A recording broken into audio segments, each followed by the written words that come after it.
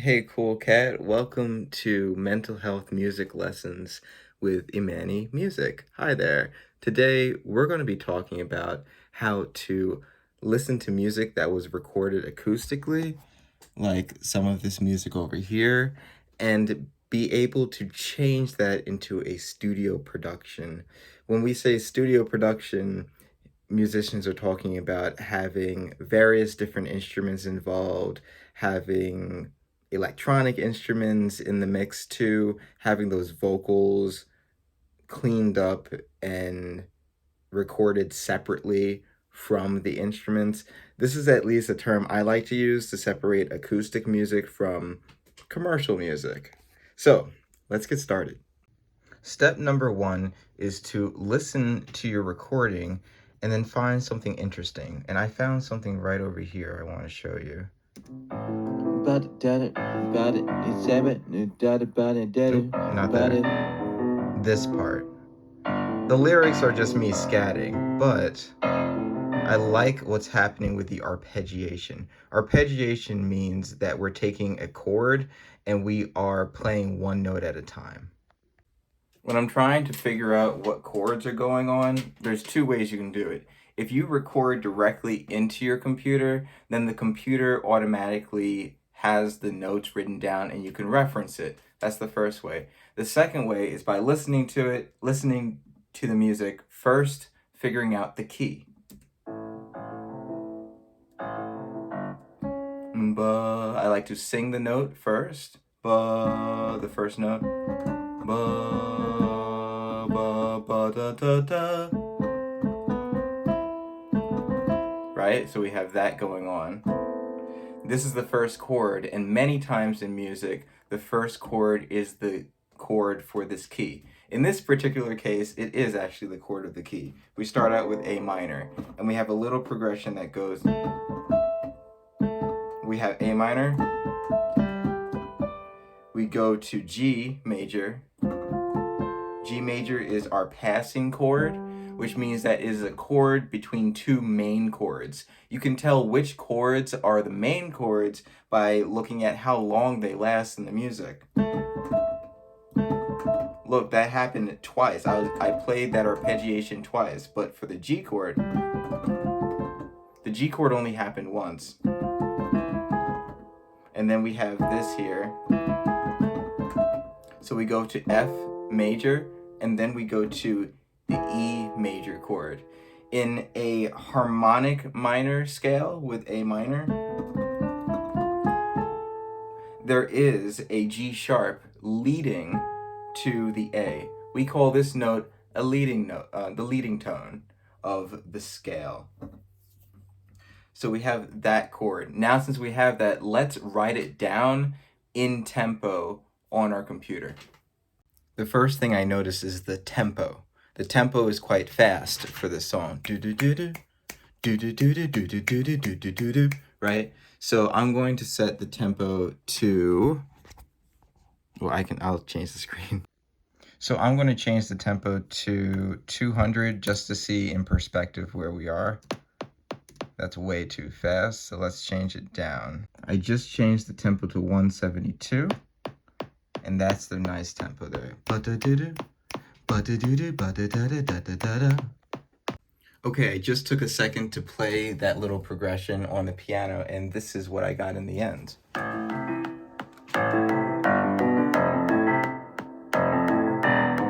Now we're going to add some drums, but before I actually put the drums into the computer, I actually like to think of the percussion in my head so that I'm not influenced by the sound of the computer is giving me. Many times, a lot of artists tend to kind of repeat certain habits because we're so used to hearing the same thing over and over again, and we think that's the only thing that's good.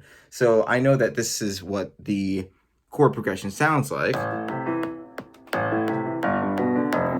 Now I think to myself, what percussion would go well with that?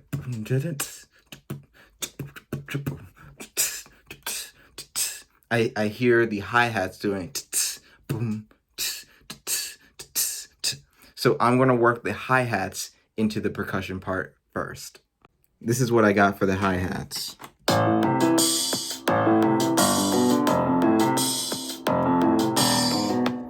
Okay, so I like that. Now let's add some drums in. Something like that. Something that's very rhythmic. Offbeats tend to help drum parts really derive momentum with music. So having a good amount of offbeats is great. So we're going to try to bring that even to the kick drum, because bringing it down there, having syncopation, which is playing on the offbeats, happening so low inside of our song in terms of like the register, the pitch that's actually happening from that instrument is going to make a big impact on how it feels. So let's try this out. Now we have something like this.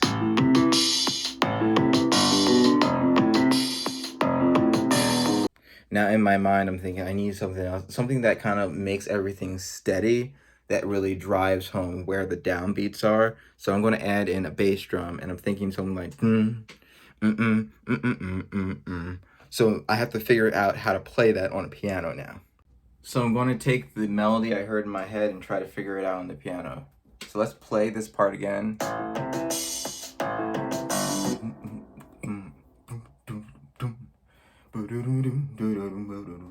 Right? Something like that.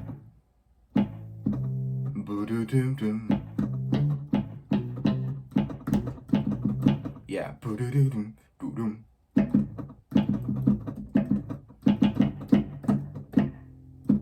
And let's have that phrase repeat. When you have phrases repeat in music, we call this a motive. Let's see how that sounds in context.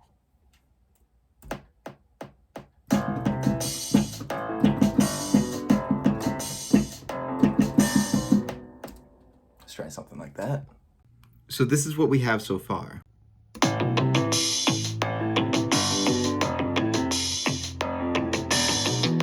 Okay, cool, Kat. We're going to take a pause right there because I want to tell you why we're doing this, how this is actually helpful for your mental health. Remember, we're starting with a song that we wrote, that we just improvised, that the words and the melodies were just flowing from our hearts. This is the time where we're able to take those emotions, focus on the message that was trying to be conveyed from that improvisation session, and drawing them out, giving them deeper meaning, really diving deep into yourself and into your emotions so you can better understand yourself. So cool, cats. I hope you learned something about music as well as mental health. Practice, practice, practice. Get your DAW, your digital audio workspace out, and just write something. Even if it doesn't sound perfect the first time, mine never sound perfect, because there's nothing perfect in music, and that's the beauty of it. It's the messiness and it's the imperfections that make music so memorable and so amazing. So go out there, write from your heart, and then listen back to it. Sometimes I take a little break before listening back to it, but trust me, this is such a therapeutic activity to do. If you can do it at least once a week, it's going to make such a great difference in your life. Okay, cool cats. This has been Imanni from Imanni Music. Thank you so much for watching. I hope you have a mentally healthy rest of your day.